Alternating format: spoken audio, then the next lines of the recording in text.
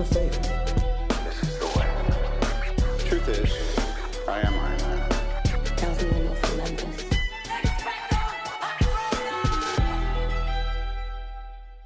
Hello, critics, non-critics, and friends. Welcome to the Film Optix podcast, where we take a glance into comic book movies, blockbusters, indie films, and everything in between. I'm your host, Christian, and I'm joined by my co-host, Devin, and we're going to be taking a trip into Gotham to visit our old friend, Jim Gordon, to track down and talk about the Batman. And we have a small change up to our podcast. Originally, it was just going to be me and Devin tackling everything that's happening with the Batman, but we also have a last minute addition, and we have Mr. Crockpot, aka Dives, from the Suit Up Geeks podcast. Dives, how are you doing today? I'm doing well, man. We're talking Batman, possibly, arguably one of the best Batman movies ever made, man. How could I not be great, man? Today's a great day. I love Dives' enthusiasm so much, and I was like, I have to have Dives come on to talk to Batman with us, because I do not know a bigger Batman fan than Dives. Like 100%. His enthusiasm is always welcomed. If you haven't checked out his quick little non-spoiler review, it's up on his Instagram and up on the Suit Up Geeks podcast Twitter page. He does a fantastic job of I love how he's gushing all over it. It was amazing stuff. But Devin, how are you doing today, my co-host?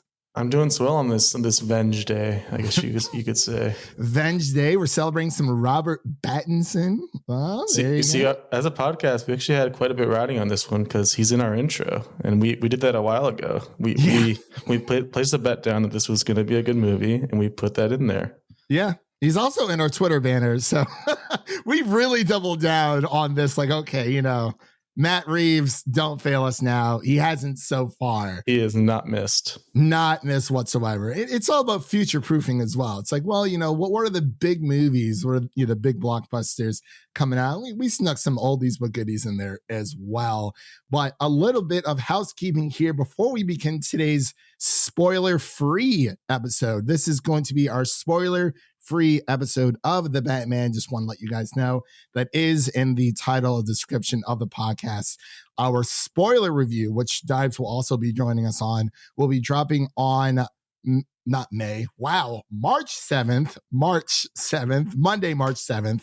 So people have time to go to the movies, gush about it, watch it 1,000 times over, and then you can listen to our podcast and our thoughts on our spoiler review on Monday, March 7th. Again, this is our spoiler-free, no spoilers at all. But before we begin today's episode, you can listen to our podcast on podcast platforms around the internet, such as Apple Podcasts, Spotify, Google Podcasts, Audible, iHeartRadio, and more. And if you are a new or seasoned listener to the show, we would love to hear from you guys. Follow us on Instagram and follow us on Twitter at Film Optix. That is Optix with an X, or email us at filmoptix@gmail.com for any movie-related questions. Gentlemen, are you ready to take a visit to Gotham? We haven't been there in a while. Are you guys ready to kind of just get into our non-spoiler section? I don't know if I want to be in Gotham, but we can take a nice hour visit, I guess. Honestly, I don't think I want to be in Gotham either. It's always like people ask on Twitter, oh, like what like fantasy, like made a place we want to live in, Hogwarts or Avatar: Last Airbender or like Westeros. I'm like, number one, I don't want to live in Westeros. I do not want to live in Gotham. I don't even want to you know what? I'll live in the world of Pokemon because it's safe and it's fun. Yeah. Or maybe like the world of the Avatar: The Last Airbender, but on one condition, I got to be an Earthbender because that is my favorite elements.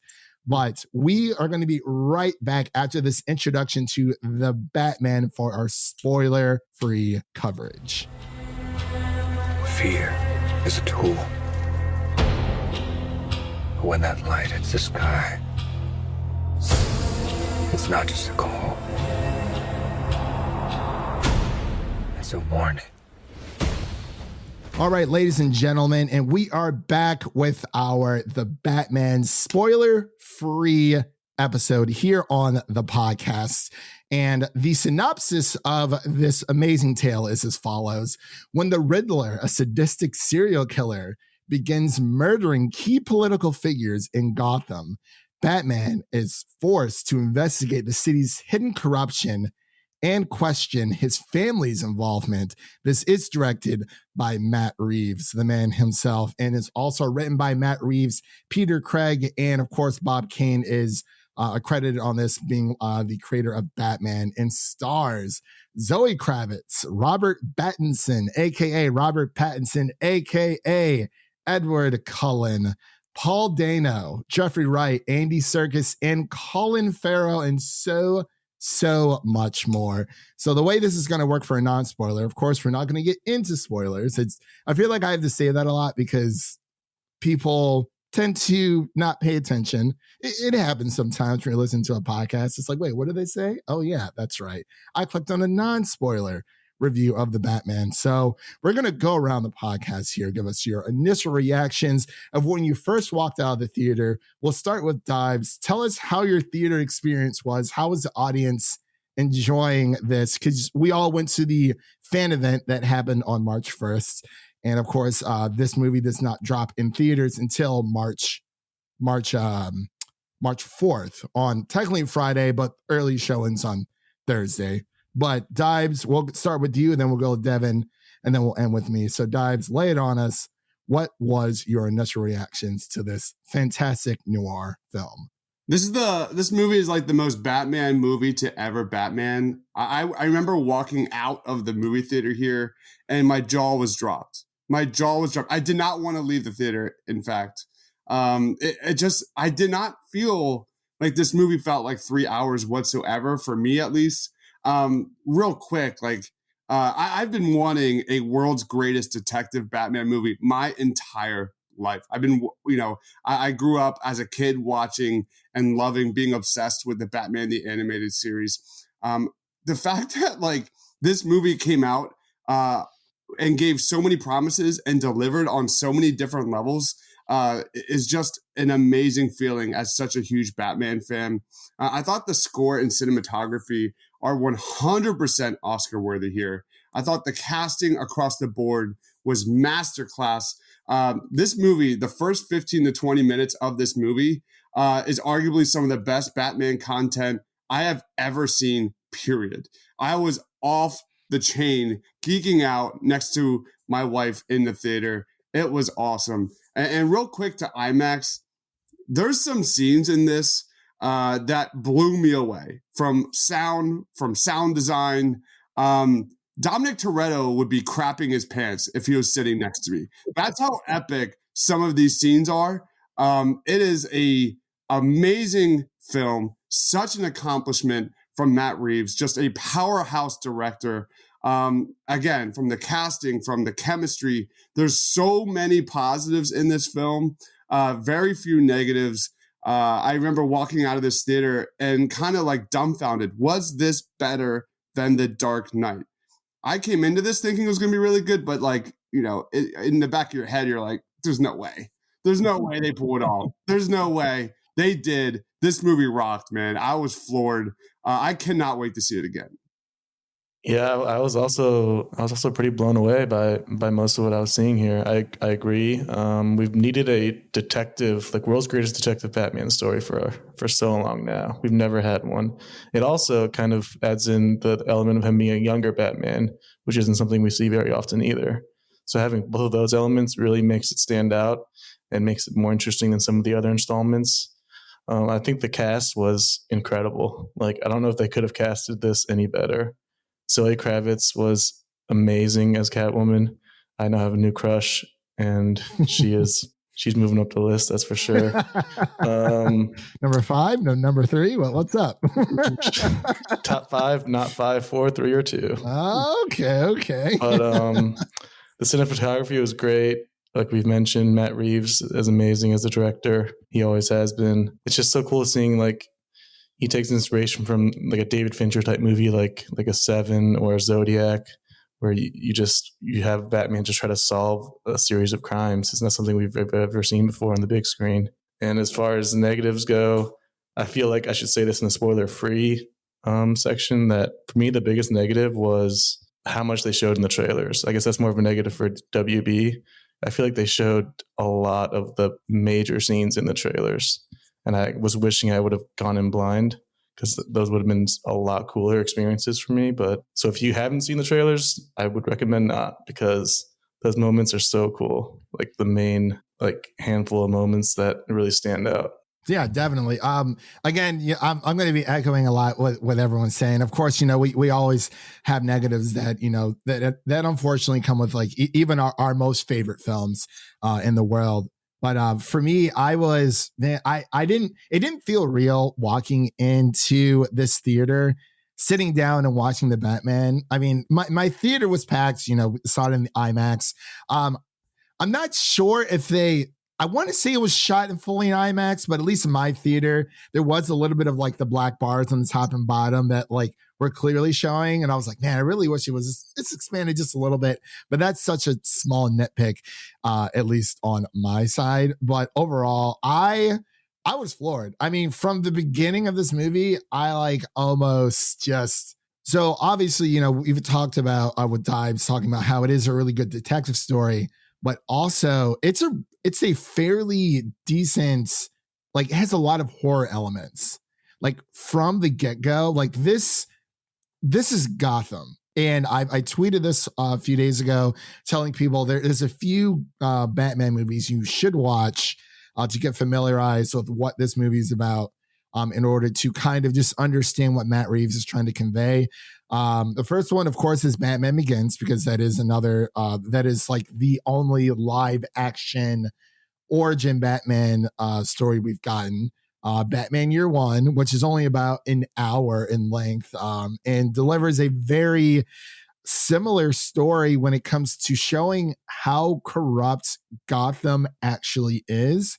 And Gotham the city of Gotham itself feels like a character within this movie. It's a living, breathing city that is essentially that has been passing from lifeline to lifeline to lifeline for decades, and it doesn't seem to get any better. And that is something that I feel like we were missing from The Dark Knight, and I feel like that is something we were missing from The Dark Knight Rises as well. Batman Begins felt like you were in there, man. This literally feels like Gotham has always felt like the underbelly of New York City to me. It's just this, based off New York City, but it's just, across the pond from Metropolis, and it's kind of like the Shady Siders in Sunnyvale, and the Fear Street trilogy on Netflix. I know you haven't watched it yet, Dive. You need to watch it. You got to watch it. I know. I need to. But it really feels like Gotham is pleading for help. But of course, Robert Pattinson, I'm joking calling him Robert Pattinson, but he really is the perfect brew of the Caped Crusader. 100%. As we've seen with Spider-Man, people ask oh, who's the best Spider-Man? Who's the best Batman? And I was actually watching Leo from Geekly Goods, a review on it, and he has stated that each actor who has played Batman has brought something new and different to the table, and I have to agree. Robert Pattinson has say what you will about the Twilight series, but I mean that was his original startup role, and I believe Matt Reeves even said it himself that people who are excited for the Batman have been following Robert Pattinson post his Twilight career, but people who are not, who don't care, stop following him right after his Twilight career. The Twilight movies, say what you will, they are movies. They are adaptations. They are movies, correct? Yes, they are movies, but it's crazy that he's come such a long way. I mean, Zoe Kravitz herself, there cannot have been a better perfect casting between the Riddler, between the Penguin with Colin Farrell. I wish we would have gotten a little bit more with him and Alfred, played by Andy Serkis. Maybe we will be getting more. that is true. But overall, I was blown away. I got out of the theater. I'm I need to see this again to figure out where it actually ranks, because I know all of the, Dark Knight versus, the Batman is coming. But personally, for me, I feel like a better or a more fair comparison would be to compare this to Batman Begins, because if the rumors are true, I mean, I've heard some places it's been confirmed, other places I'm not entirely sure, but the rumor is that this is supposed to turn into like another trilogy. Like this will not be the last one we get, but we're not entirely sure. Please God.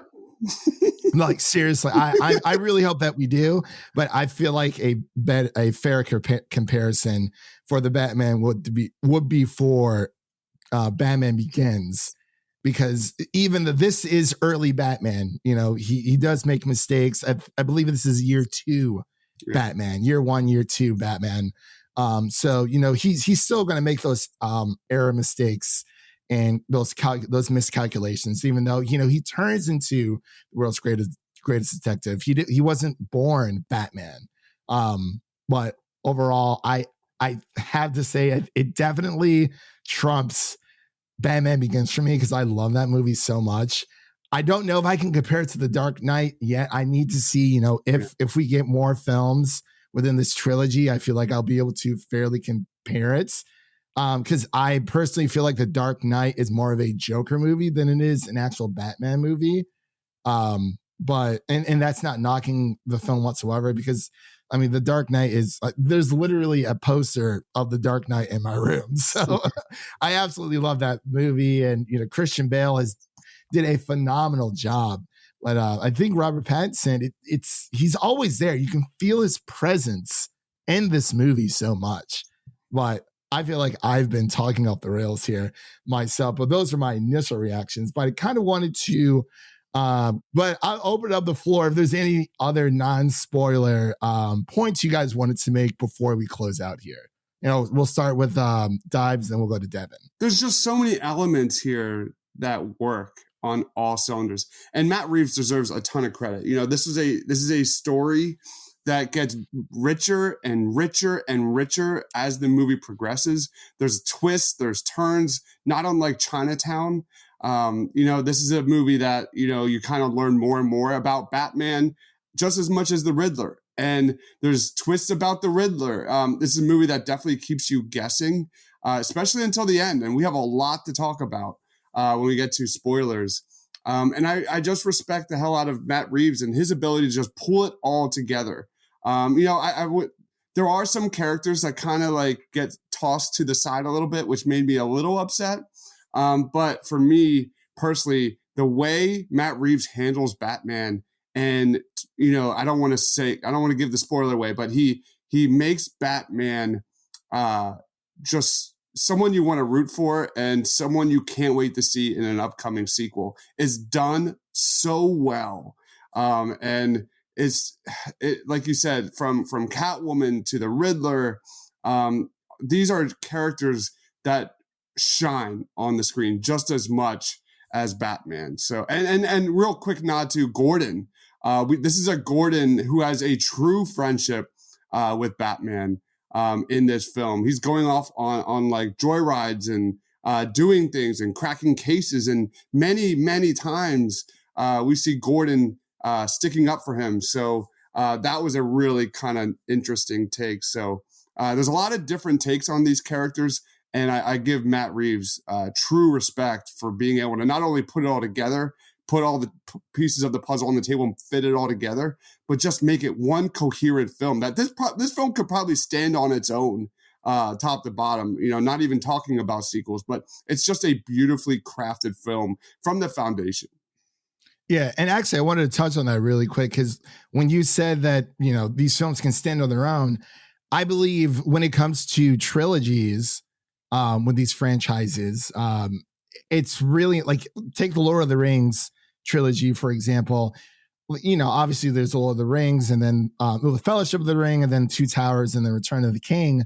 But even if you were just to watch the Fellowship of the Ring on its own, it does so well as a standalone movie, where the ending of that film can mean anything whatsoever. But obviously, the story does continue. But I feel like there are times where you can just sit down and watch Fellowship of the Ring and be perfectly content without feeling the need to move on to Two Towers and then the Return of the King, depending on your like, I guess what you're doing. But like if it's on TV or whatever, you're just doing it for a quick watch, like, hey, like let me put on, Fellowship of the Ring. Like it tells a perfect contained story and within itself without needing to, the first movie doesn't really work until, we get the second and the third. Like it is its own perfect contained story where you can just watch it and be perfectly content without feeling the need to finish out the trilogy,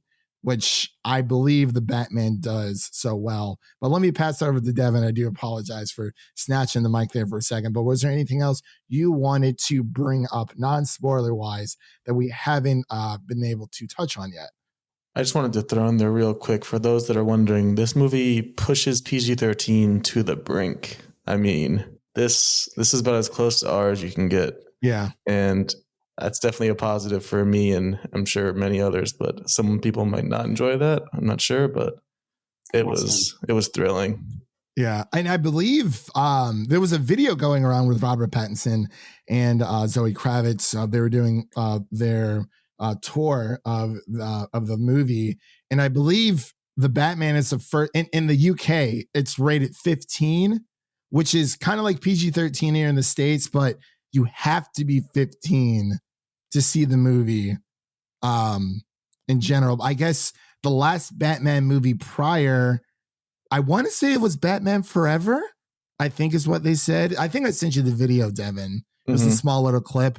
That was the last UK rated 15 Batman. The Dark Knight was not rated 15, which is very, very odd, but this is definitely way more brooding than The Dark Knight. It's like I mentioned before, The Dark Knight definitely is a more of a Joker story, at least for me. That is just my opinion. But I actually wanted to bring up the podcast because Robert Pattinson, whatever. He actually mentioned that there are a lot of similarities to the Batman, the new film, and the Massive Phantasm, which I rewatched. And I gotta say, I misjudged it. It is not my favorite animated. It's definitely in the top 3. But it is up there for sure, Dives. That is Dives' favorite Batman animated movie, 100%. Period. There are some similarities because, within that movie, it just kind of bounced back and forth between, Batman first starting out. But overall, man, I really just enjoyed this movie so far. It's been crazy to see the reactions that people are having. And I mean, like I said, we know it's coming. Everyone's going to be comparing, Christian Bale, the Dark Knight to the Batman. I mean, it's inevitable, but it really is the last true like live action Batman we've gotten. I mean, I honestly I can't even really count. I can't count Ben Affleck as much just because he never really had his full swing for pure Batman films. And I tweeted the other day about, do people consider Batman v Superman a Batman movie or not? And it seems to be split down the middle. I feel like it is more of a hybrid, but me personally, I can't pack it as a pure Batman movie, but it's on a lot of people's lists. So it's been getting a lot of traction there for sure. But really quick before we go, because that pretty much will conclude our non-spoiler review for everyone out there. I guess let's do this. What was like, do you guys ever have like a rating of what you would guess a movie would be in your mind before you go see it based on the trailers? I try to avoid that. Yeah. Devin tries to avoid trailers. He actually tries to avoid scores in general. Because one time I sent him, I forgot what movie it was. So I was like, oh, look at this Rotten Tomato score. And he considers that a spoiler. It's like, hey, fair enough. Because I believe during the beginning, when people were seeing it for the first time, when critics were seeing it for the first time, I believe it was around like a 96 on Rotten Tomatoes. Right now, critics-wise, tomato meter, it has dropped to an 86. But that's fantastic. And obviously, audience score, people haven't seen it just yet. But really quick before we go, how was the theater experience in your guys's in your theaters, seeing it in IMAX? Mine was surprisingly quiet. Like, not many reactions. There were a few here and there, but I was definitely expecting a bit more rowdiness. Yeah, I was too. Honest, for me, it was packed, but I gotta say, not a lot of cheering for a fan event. Like, it was way different from Spider-Man. Like, I mean, Spider-Man's my favorite hero, but it was totally different. I thought more people, like, I was so excited, just sitting there like, oh, like this, and this. Like, there's so many picks to like Batman: The Long Halloween that you can come from this film. It's such a blend of taking from the live action and from the animated Batman film universe that it's really this amazing brew of just pure Batman everything. But Dobbs, how was your theater experience? Yeah, my theater was really full. There was a lot of cheering when it first started. Did you guys get that like trivia like countdown at the beginning on your end? That was much welcome to compare to it was 30 minutes of trailers. People were cheering on, like that was really fun. Did you guys get trailers in your No. Yeah, we got trailers but it started at like 10 of. It was really weird. Like I don't see that many movies anymore now that I have a 2-year-old. But they started having this like trivia show with like trivia questions and stuff. Really cool Batman backgrounds, and people were cheering. Then the movie started and people were cheering. Then it got pretty quiet. And then at the end, people clapped, which was awesome. But like not like just totally worlds different than something like Endgame or Infinity War or No Way Home. Not even comparable. Yeah, I was actually very surprised that like there weren't a lot of people, because I mean, this we'll get to when we get to the spoiler episode, but there was just so many like fantastic moments in here that I'm like, I need to come back and see this movie like as soon as possible, like 100%.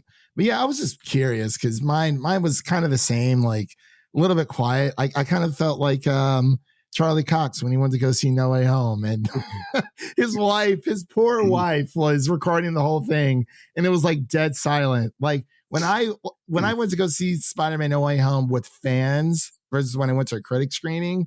I mean, the critic screening was fun because it's just a few of us there, but we still got to enjoy it. But like, there's just nothing better than just seeing it with the fans. People were cheering during the trailers for Sonic the Hedgehog 2. Like when Tails popped out of that portal and that trailer, people went nuts. I was like, I really wanted that for the Batman, at least for my first viewing. But hopefully when I go back and see it again this weekend, it'll be different. But I mean, people clapped. That might go back to what I mentioned, where a lot of it was just in the trailers. Yeah, maybe. That could be a issue that because we'll talk about it more. But there was one moment that was not in the trailers that definitely got the biggest reaction. But yeah, for sure, we're definitely going to talk about that when we get into spoilers. So this is actually going to conclude our spoiler section of The Batman of Robert Pattinson. Congratulations to Matt Reeves and the entire cast and crew for just doing a fantastic job with this movie. It's been a long time coming. And honestly, I consider this more so to be the first blockbuster we've gotten this year over Uncharted. But that's just me, just because, I mean, it's the Batman. Like, oh my gosh, it's crazy. And the Spider-Man and Batman for me, they're definitely up there. But let's go around. Actually, we only have one guest today, so we're going to pass it over to Dibes so he can let everyone know where they can find him on the internet and what's coming up on his podcast. Yeah, I'm one of the co-hosts of the Suit Up Geek Fix podcast. Check us out on Twitter at the Suit Up Geeks, on YouTube at the Suit Up Geeks. We are doing a Batman movie trivia tomorrow night, or Thursday night if you're watching this on Thursday or whatever. But you can check all of our trivia shows at our channel, on Twitter, at our channel, whatever works for you best. But anyway, it's been a blast, man, talking Batman. I'm honored to always join you guys. Always a great time. Batman is back, and better than ever. Yes, he is. Yes, he is. I'll actually be joining Dibes on his Batman trivia. I'm not ready for it whatsoever. I'm still a little salty. I didn't win the first round of Harry Potter, but I did pretty freaking good. Like, I was on a hot streak there for a second. I'm like, oh my gosh, I am about to win this thing. But it's all right. I was like a point or two away. I can't remember, but it was a great time. Definitely check out the Suit Up Geeks podcast. All of their of where to find them on Twitter and on YouTube will be in the episode notes of this podcast down below. So, or yeah, down below technically since we're not on YouTube. It's always weird. I don't know. I'm blanking here. Any user. All right, ladies and gentlemen, so that concludes our spoiler-free review of The Batman. If you would like to continue this amazing conversation with Dibes, Devin, and myself, definitely check out our spoiler-free review. Again, not spoiler-free, excuse me, our spoilers. All spoilers. Spoiler review is coming out March 7th on Monday, March 7th. So if you're listening to this on the Thursday, March 3rd, whenever this drops, just mark your calendars because we're going to be back and better than ever with our spoiler-free review. And of course, everything that's up on our podcast will be available. You know, we just went through our Uncharted review that me and Devin kind of tore apart just a little bit. We also actually just finished our Hunger Games Mockingjay Part 1 review with myself, Devin, Nicole Ackman over from Next Best Picture, and JD Duran from In Session Film. So that is up on the podcast right now. So if you're a big Hunger Games fan, it is the 10th anniversary of the first movie. So definitely check out our review. And we also have a lot of fun stuff coming up. We have our Euphoria Season 2 review coming up on the podcast, and as well as Turning Red, the new Pixar film. So definitely follow us over on Twitter at Film Optix. That is Optix with an X. And always make sure to share this episode with a friend, whether it be your mother, your brother, your lover, whoever it may be. Share an episode of the Film Optix podcast with a movie lover in need. So we're going to wrap up here for today, guys. And that's a wrap for today. Thank you all for listening. And if you enjoy the show, leave us a 5-star rating and review on Apple Podcasts and Spotify. And follow us on Twitter and Instagram to stay in the know. That was Dibes, Devin. My name is Christian. And we'll see you guys in Gotham. Peace.